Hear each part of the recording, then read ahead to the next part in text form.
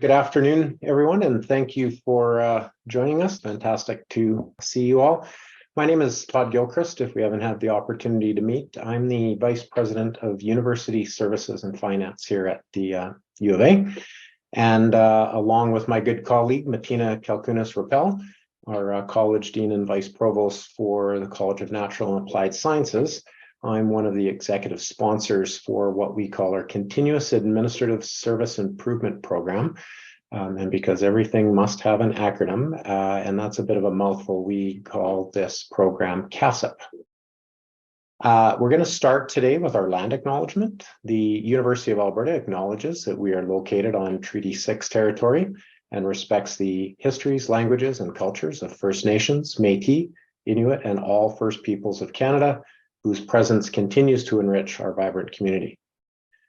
Today is going to be an opportunity for us to provide you an update on CASIP and the work that lies ahead with a focus on improving our processes, specifically the processes that support much of the administrative work across our entire university community, and undoubtedly processes that each of you are involved in on a day-to-day basis. The discussion today is going to be led by myself and Martina. However, you will get an opportunity to meet and hear from our stream leads from the different areas of work, and they will each touch on work that is planned within each stream as part of this broader program. We're going to start with a presentation just to provide a little bit of context, and then we're going to allow lots of opportunity for any questions that you might have. Just a few housekeeping details before we get going. Please keep your microphone muted during the presentation. Just helps cut down on background noise. We'll take questions at the end of the presentation, as I mentioned, and you can do that in a few ways. Please feel free to raise your virtual hand. I think everybody knows how to do that, but just a reminder, you can do so by clicking reaction at the bottom of the window, and then a raise hand icon will come up. If you prefer, you can also enter your questions into the Q&A window. Now, I have to say the Q&A window is not something I've personally used, so I'll just emphasize that's not the chat box. The chat box is set. You can chat with us as panelists, but so that everybody else can see the question that you're asking, please use the Q&A window also in the bottom bar of Zoom. And of course, you can also submit a question via email if you prefer, and you can send that to uio@ualberta.ca, and that inbox will also be monitored as we go through our time together today. That's it for housekeeping, and with that, I will turn it over to Martina to start our presentation. Thank you, Todd. Good afternoon, everyone. Today, we'll introduce who's involved in the program, discuss the goals of CASIP and why we've initiated this work. We'll review the consultation we did as part of CASIP and how the feedback we heard is informing and will continue to inform our path forward. Next, we'll discuss how feedback and consultations help determine our work ahead and the goals each stream lead has for their work stream. Finally, we'll review progress to date and what you can expect as a result of CASIP before opening the floor up to questions. As mentioned earlier, Todd Gilchrist and I are the executive sponsors for this program of work. Rob Monroe is the executive director for the University Initiatives Office, who, along with the UIO team, is responsible for coordinating and moving the CASIP program forward.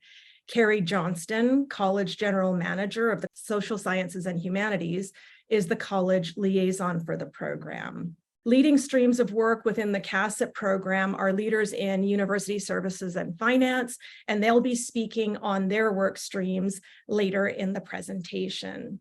The Continuous Administrative Service Improvement Program, or CASIP, aims to improve and streamline core processes across the university that our community depends on.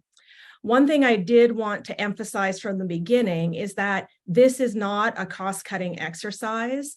Since the introduction of our One University model, we've made progress in standardizing services, but we need to bring added efficiency and clarity to the processes that support our model. CASIP is structured best to do this, supported by the University Initiatives Office and subject matter experts in shared services, information technology, finance, procurement and planning, human resources, health, safety and environment, performance, analytics and institutional research, and student services. Although CASIP is focusing on specific pieces of work in HR and ERP, the UIO is involved in projects in other areas and will continue to operate as a process improvement center of excellence in project and change management.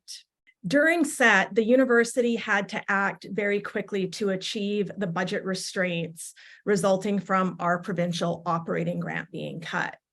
The resulting changes and reductions were extremely expedited, and we now have the opportunity to address the gaps in process in a structured and planned manner, more in line with the time it would typically take to adopt the new operating model.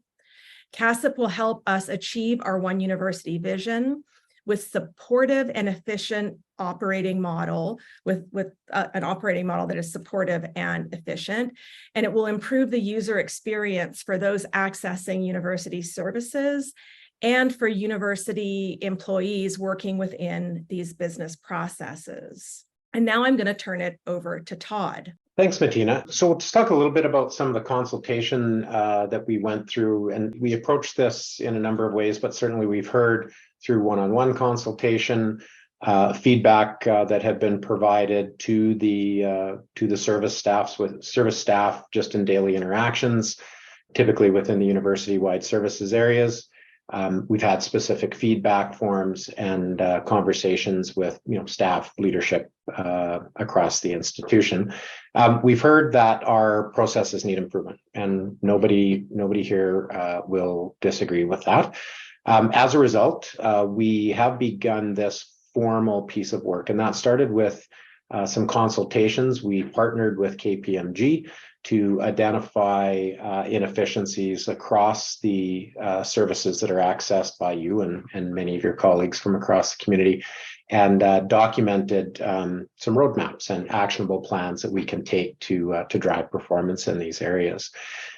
Within the workshops, we identified priority areas, areas of pain points, where we need some ongoing initiatives, and a number of other considerations that helped pull the roadmaps and plan together. So the process revealed 5 areas of concern.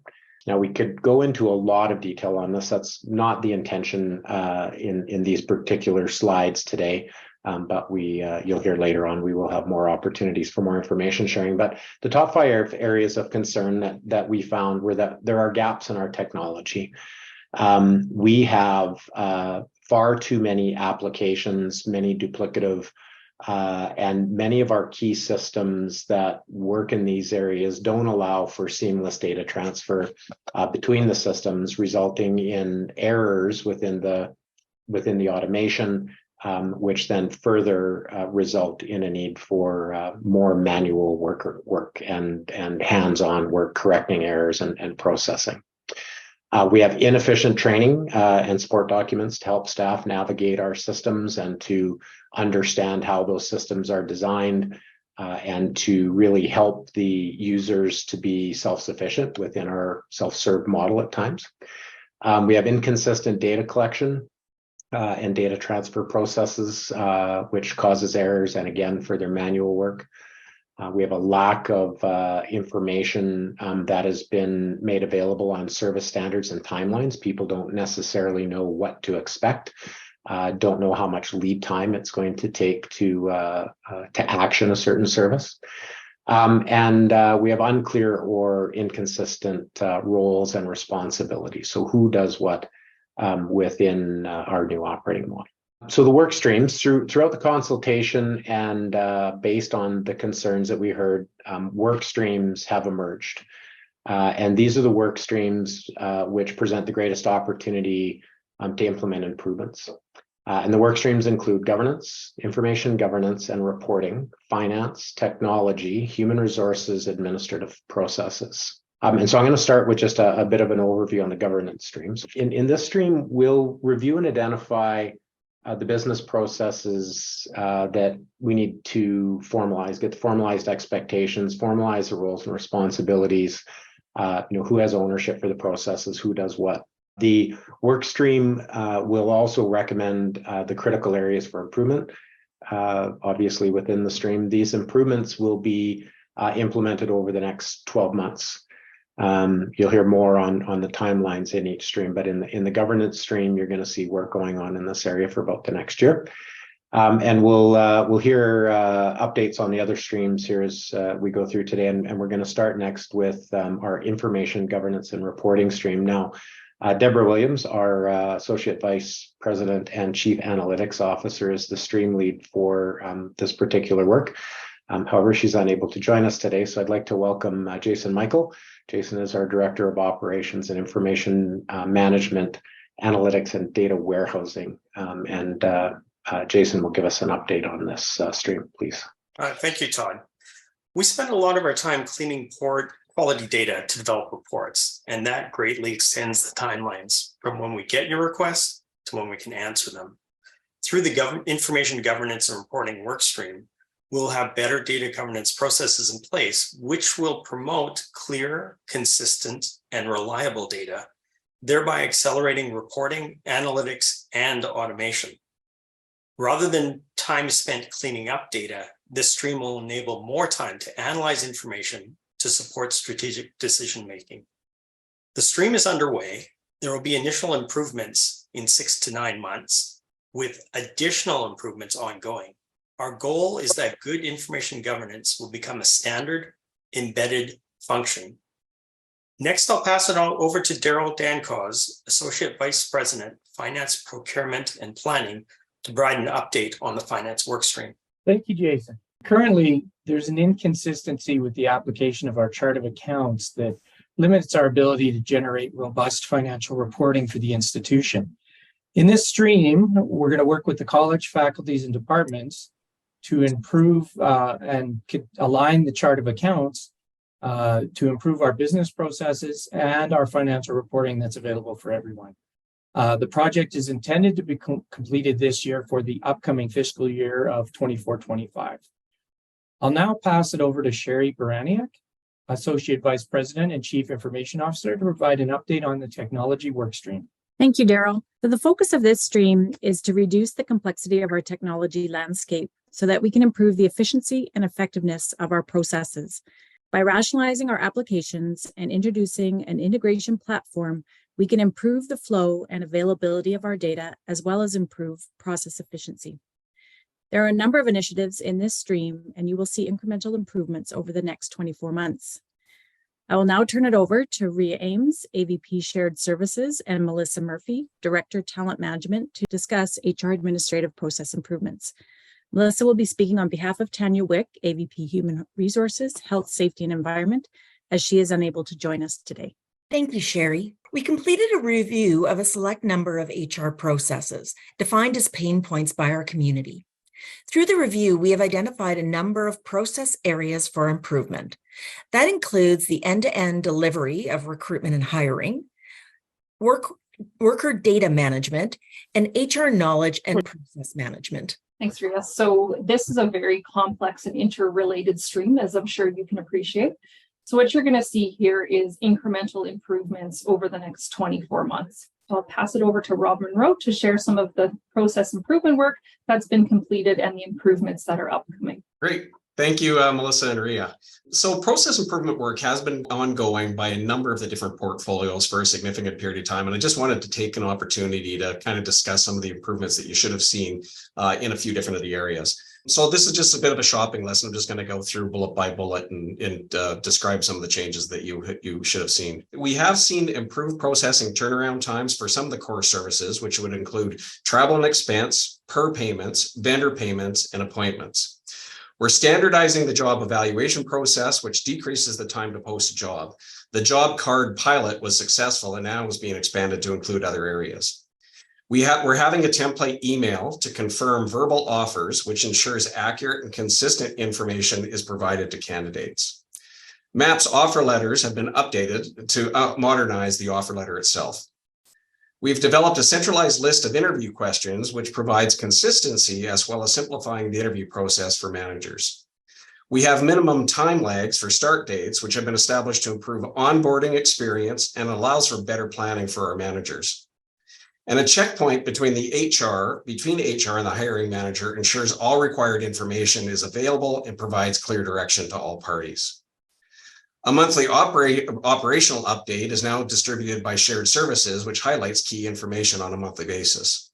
And we're going to have our first general admin boot camp, which will be held in August, and that'll help to have a mutual understanding of processes and technology in advance of the fall term. In addition, we want to talk about some of the activities that we're going to complete as part of the CASIP program that will be completed in the near term. So again, I just want to go through these different areas. We're going to create user guides and knowledge-based articles for self-serve portals to support users as they navigate these systems.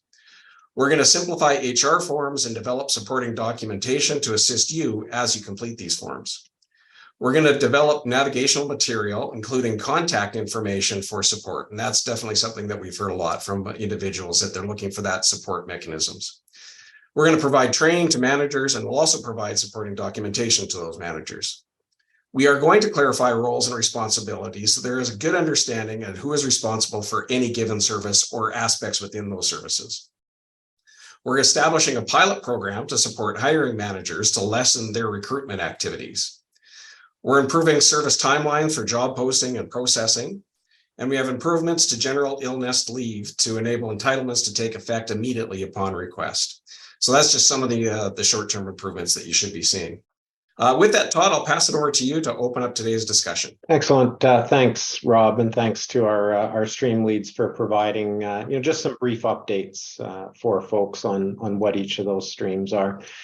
So now is the more fun part of our time together today, which is an opportunity to engage in some conversation and hear what's on your mind, ask any questions that you may like in this regard. I know that the subject is maybe a little bit new, so now's a good time to ask any questions. Now we have received a few questions in advance, and I believe one of those is from Diane Pear. So Diane, I think you're on the line. I'll maybe turn it over to you for the first question, please. Thanks, Todd, very much. Good afternoon, everyone. Thank you for the presentation. I was curious, these initiatives all focus on HR and IST. I was wondering about other process improvements in other areas. Yeah, great. Thanks, Diane, and very observant. Yeah, HR and the technology component in the IT that enable those HR processes certainly is a priority area and an immediate focus. But there are initiatives that have been identified as having significant impact outside of here as well. And CASIP in no way prohibits process improvements from taking place in those other areas. In fact, all service areas, certainly within my portfolio of university services and finance, are currently working on such improvements.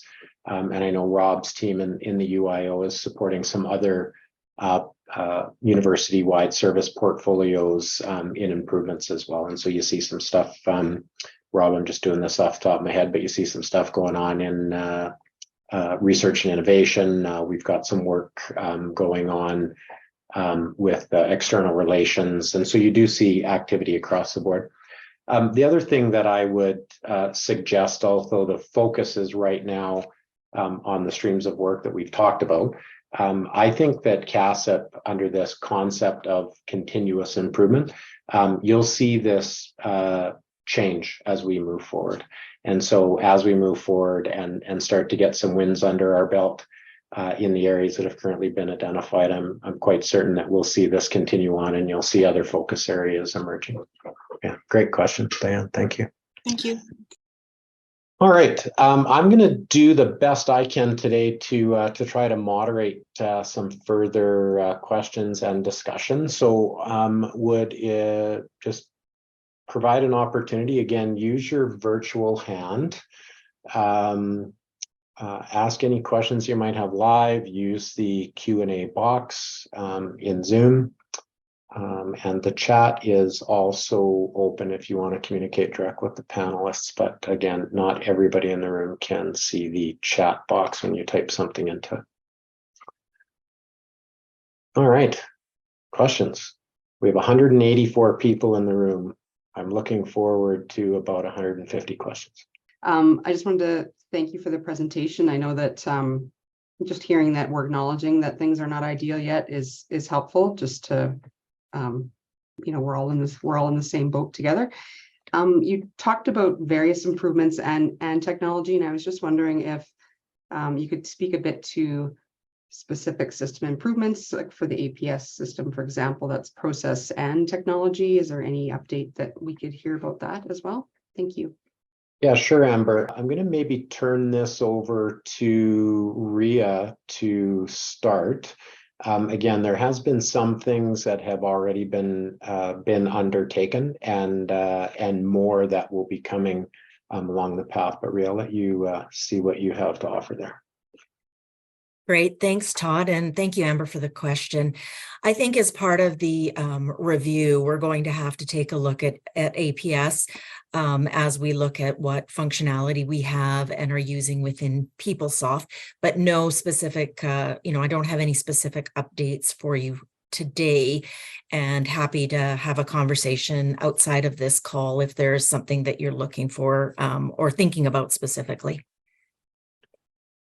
One of the things that Amber's question makes me just think on for a second, and the team should be able to recite this by chapter and verse now, because it's one of the things that we are working towards is within a fairly short period of time from the level of detail that we're able to share with you today, we will be able to say, here is exactly the area of concern that we have. Here is what we're going to do about it, and here's when you can expect to see it. The roadmaps, and Rob, correct me on my number because I'm just second guessing myself, but the roadmaps, I believe, currently identify 78, is it 78 different initiatives? Yeah, it's in that 70 range. The last I had was 76, but okay, 76. I was adding to, not a good thing to round up in this case, but so 76 different initiatives. And as the team works to flesh out those initiatives more, we're not very far away from having that very specific list for you, Amber. And I think that that will be helpful. Okay, I've got one that has come in the chat as it relates to both the UIO, so that's the University Initiatives Office. That is the team, relatively small team that's led by Rob Monroe. And the CASIP initiative, will they run for a period of time, or is expected that the initiative will be ongoing? So Rob's function and team is broader than CASIP, both currently and into the future. So the UIO, long-term thing, and they will continue to identify, support, lead change and improvements across our organization for the foreseeable future. The CASIP program of work, as it is currently defined, does stretch out as far as 5 years. There are some deliverables that require things like a financial investment or a time commitment to be able to achieve that's longer term. But sort of the more immediate window where we think we can deliver a lot of real meaningful results and improvement is sort of that 2-year window. And there will be lots that you will start to see just within a short number of months, but sort of that very near term, few months to 2 years, we'll see a lot of change there. I have another question here. Will CASIP address some of the complexities with regards to grad student tuition remission processing? There are often hiccups with the timing of these, given the fact they touch on fees, student accounts, and payroll processing. Not sure who I'm going to flip that one to. Ria, I can see you. I know I don't think we have anybody here with us today from Student Services, but I'll leave it to you, please. Yeah, thank you, Todd. Yeah, Debbie, I would agree. It is quite a complex piece of processing, and it's reliant on a number of different things, some that are within our control and some that are without. We don't have it necessarily on our list for CASIP, but we do have it on our list for shared services. And I'd be happy to either reach out to you and have a conversation, or have one of my team reach out and have a further conversation with you after this meeting. Can I also add to that?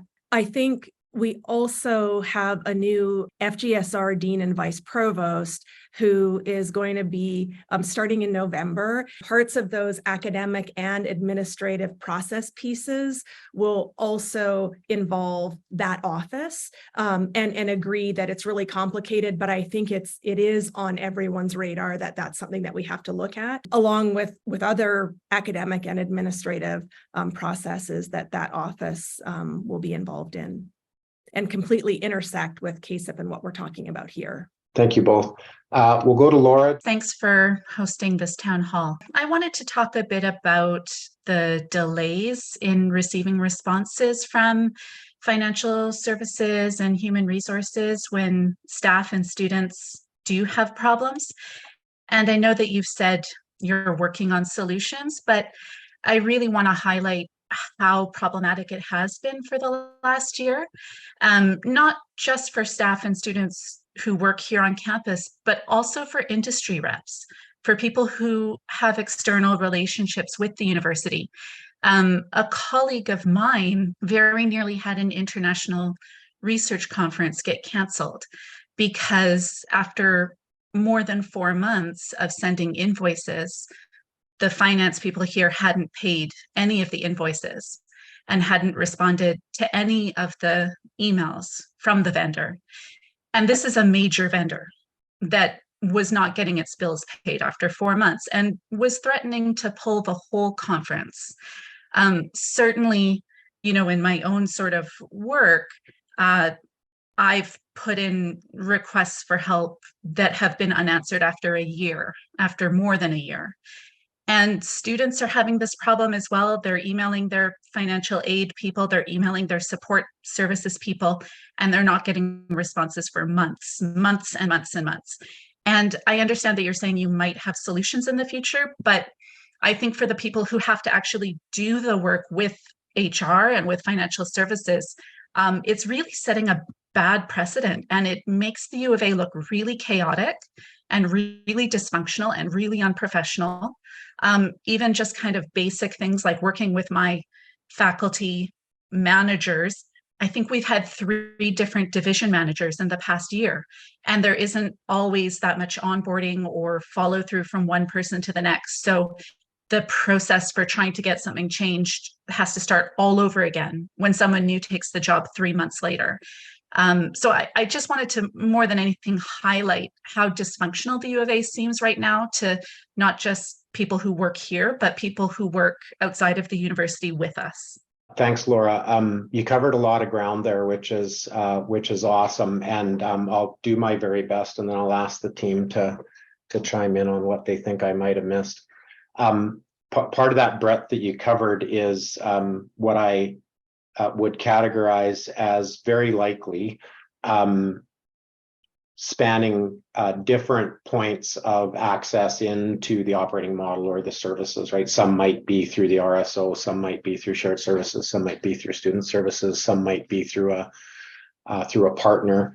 And that's maybe just a perspective that I'll offer, or what I think is an important point. But I think what's really important about it is it needs to be about the end-to-end process, not just a portion of it that might be owned by, say, shared services or student services or whatever particular service provider. The end-to-end processes have to work, and that is really what I take away from your comment there.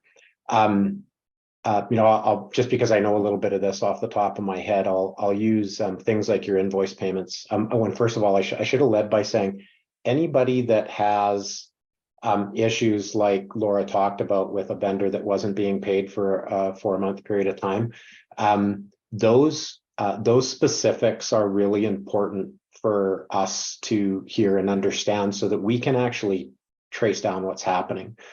So I can't speak to your specific case, but I will use a generic finding that we often have when we hear about this, is that there's something that has gone wrong either with that vendor or with the invoices, whether it's how they've come in, or are they, maybe sitting on the desk in a unit somewhere and they haven't sort of entered into the payment processing.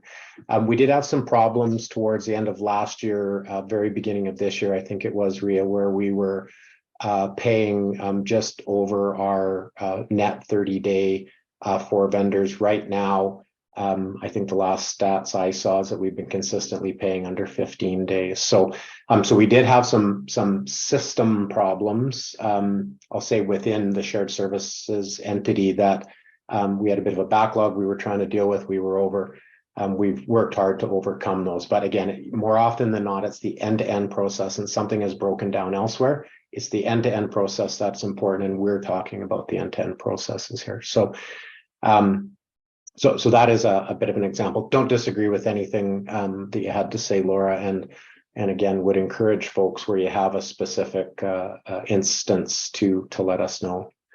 So hopefully I provided some context. I don't know if the team would have anything that you would talk about specifically to any of the other areas that Laura might have mentioned. So some questions in the Q&A box. Can the list of 76 issues or projects be made public before we suggest more? Yes, certainly. And I jumped the gun a little bit there, but that will be that list that comes out that says, here's exactly what we're doing and when you can expect to see things coming. One of the issues is that even when you get a response from shared services, and I suspect it's not just shared services, but potentially other places within the operating model as well, you do get different answers from different people. This requires further engagement. Again, agree. I think that's why you are hearing us talk about the need to focus on roles and responsibilities and training and sorry, I've just lost the name that we use for it, but the training and the guides to help people, not just accessors of the service, but providers of the service, to make sure that we're all working from the same song sheet, as they say. Are we looking at bringing on any applicant tracking system? The current process of reviewing applications for job posting is very time consuming. We are, and I don't know if Melissa or Annette wants to speak to that. Yeah, I can start, Todd. This is probably something that we're very aware of. An applicant tracking system is typical in an organization. We're currently running with sort of a homegrown that we know we have outgrown. So it's part of the CASIP work to look at some of the technology. And when Todd talked a lot about those pieces that are interrelated data coming to and from different systems, like that is one of them for sure. So yes is the answer. But I don't know. I don't have much more for you apart from that at this time. Yeah, thanks, Melissa. And I don't know that I can get into a ton of specifics. I can tell you that it is one of the items that is on that list, and it's one of the ones that is a blend between sort of that HR process piece and the technology piece. As Melissa talked about, we have our current, is it called RAD, I think, and there are RAD served us well in our past. Technology is just so much more sophisticated now, and there's so much more that it can do for us. And so we are actively evaluating options there.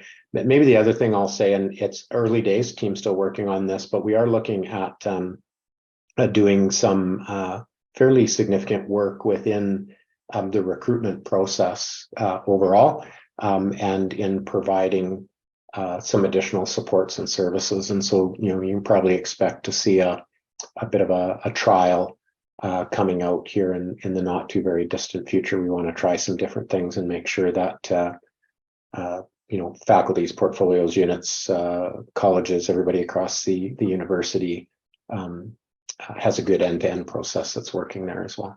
We have some very good people on the floor with experience in all departments, people who know what processes are working and what processes have been broken. Aside from the recent survey we were all encouraged to do, why not ask for feedback from these staff at this point? Directors, AVP should know who these people are.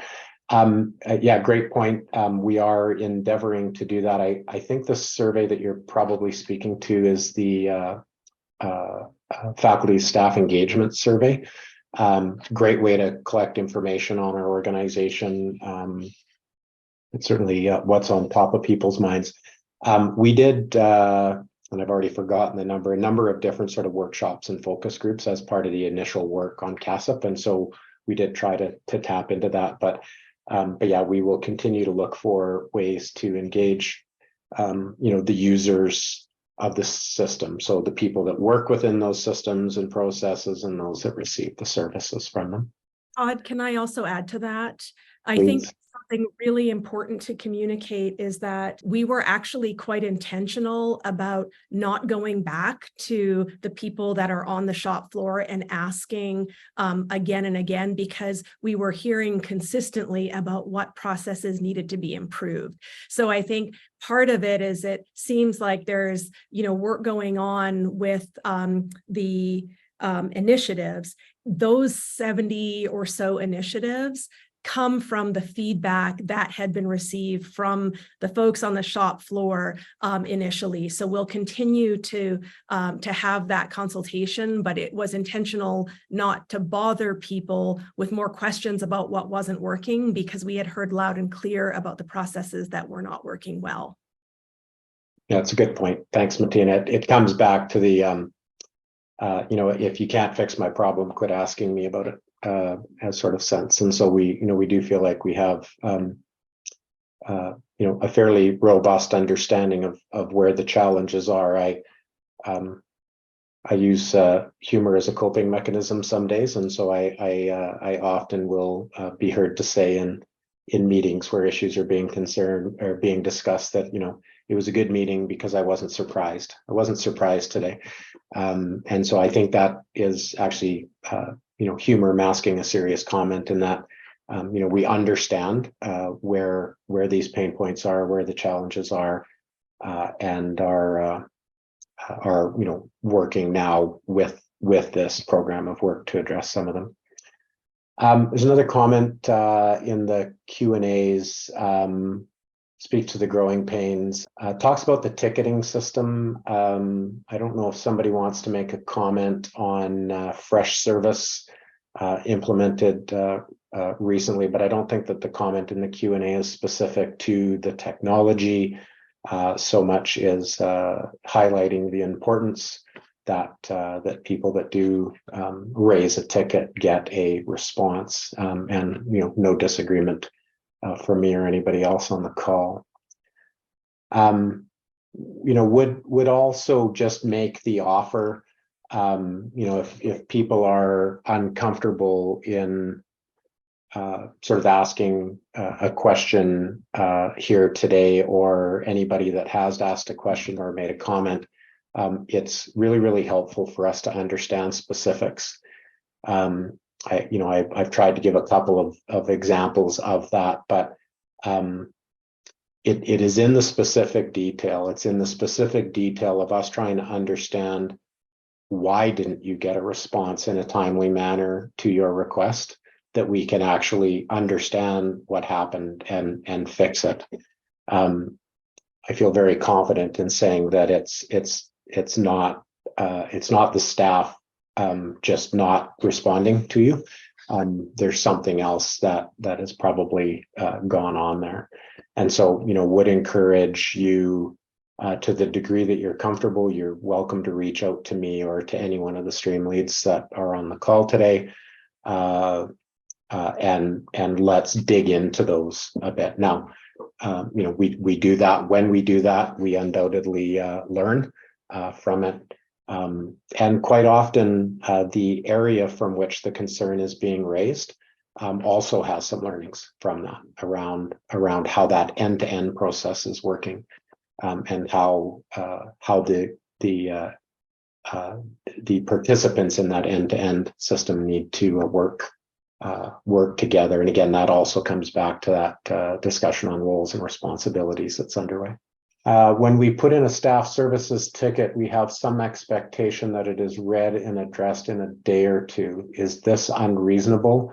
what timeline should we be expecting responses? I'll let somebody else answer to that. That's a little bit closer to it. I suspect some of it has to do, a resolution has to do with the type of request, but an initial response, no, I don't think that's unreasonable at all. So, Rhea, if you wanna talk a bit about when someone raises a ticket, how that works, and what should the service expectation of a response be? Hi, Todd. Thank you. So when a ticket comes into our shop, it either gets answered by one of the advisors on the staff service center, or it potentially could get routed to one of the service teams. One of the things that we do look at, because on the measure of volume through the front door, even last year, there was about 110,000 requests that came in. And so we are still trying to level out on what an acceptable, turnaround time is for getting that response. But the one thing I would always say is if a request is urgent, or it needs something right away, one of the best things you can do is actually pick up the phone and talk directly with one of our shared services advisors. And so we do have a phone number, and I know it's, a lot of times it is very easy to, send the ticket, but you can also call us at 780-492-8000. And so sometimes, as I said, it's best that if it is something that is urgent, or it's something that you were expecting, in a different manner, call, and I'm sure that Tawhid and team would make sure that we can try to get an answer. We do try to turn it around in a couple of days, but I'm going to be honest with you, there are peaks and valleys in our volumes that we're trying to figure out that right amount of people. But I would say that if it is something that is urgent, just call us. That is probably the easiest thing to do. Thanks, Rhea. Denise has asked a question regarding ERP, which, yes, I don't know that we defined that earlier. So that's enterprise resource planning. So think of things like PeopleSoft, for example. And looking at the improvements for flow of information across U of A enterprise applications, can you speak a bit more to that? I can, but I probably wouldn't do it justice. I don't know if Rob or Sherry, if there's anything that you would like to add, and maybe just some examples of what we're looking at within this particular stream would be helpful. I can start, and then Glenn and Sherry may have some additional information as well. So probably to no one's surprise, because we're very diffuse organization, is through some of the analysis that we found is that we have a whole bunch of different point applications. So each individual area had created some different systems that work for them, but it doesn't drive for any kind of consistency or any kind of improvement going forward. So there's going to be a lot of work in application rationalization, and just making sure that those point systems, that we develop a more robust system that can actually meet the need of our clients.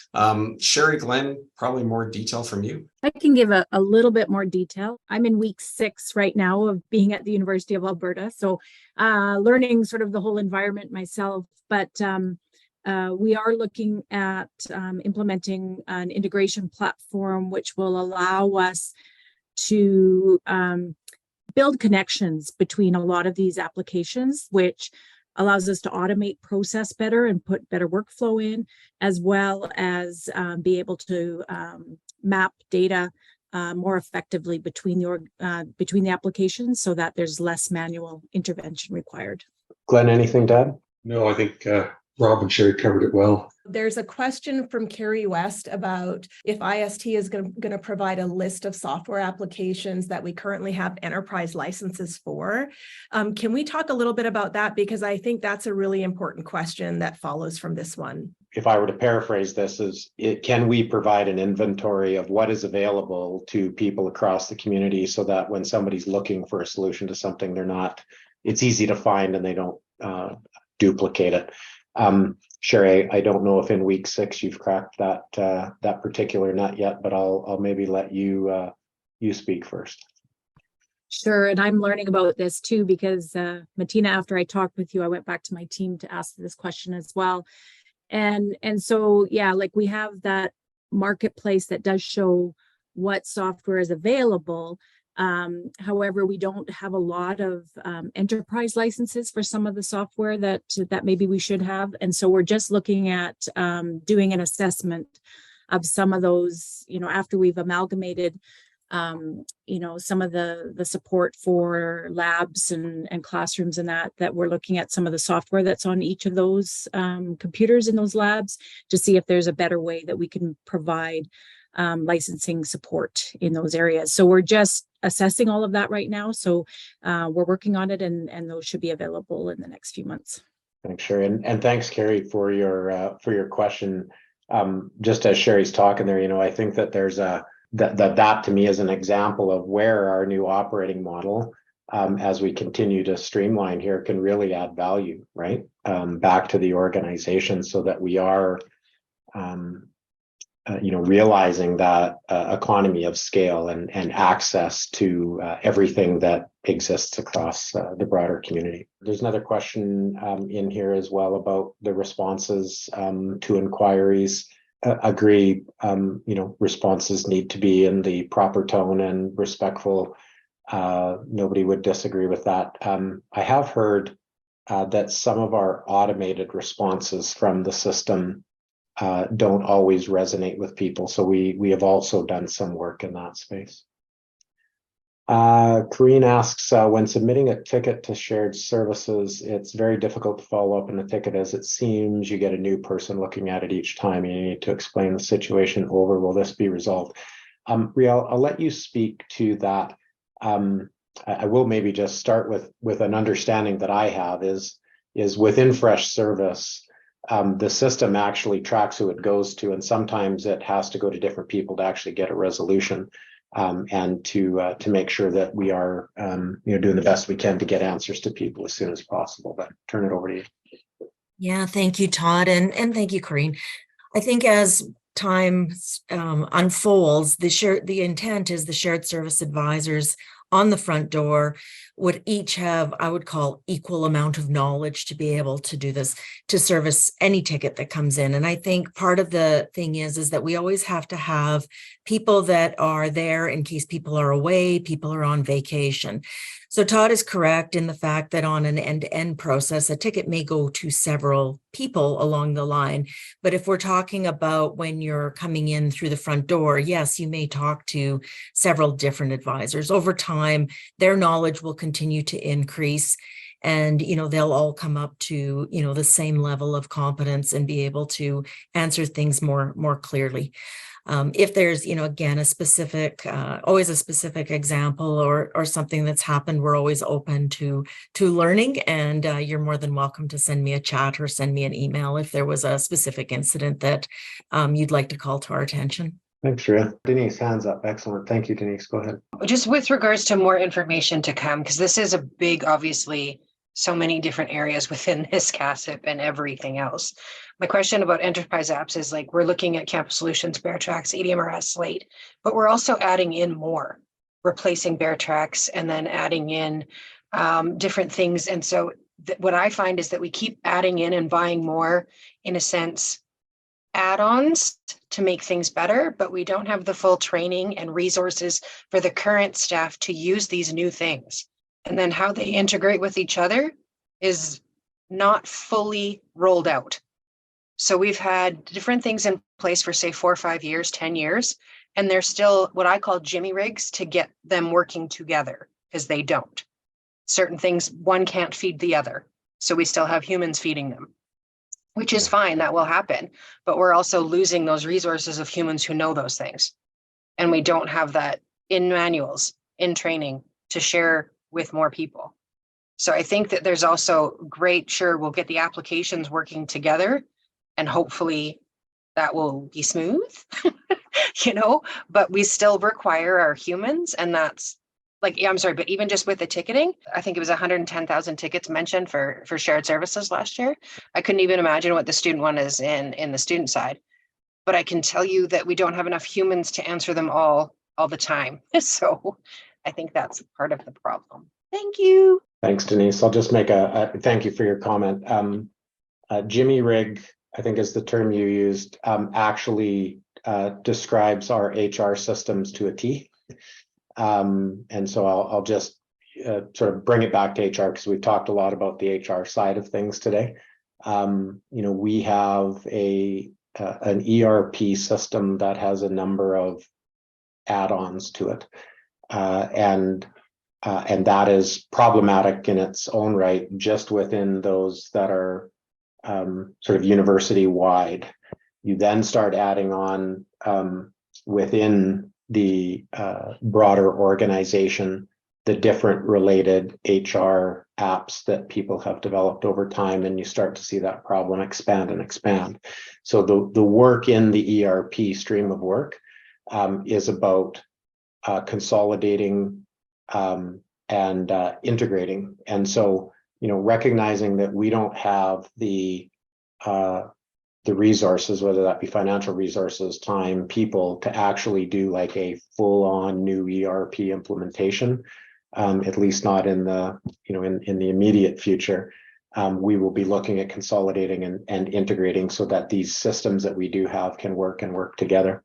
But your part around training, communication, roles, responsibility, and within, and I know this isn't news to anybody, but within a financially constrained environment as we have,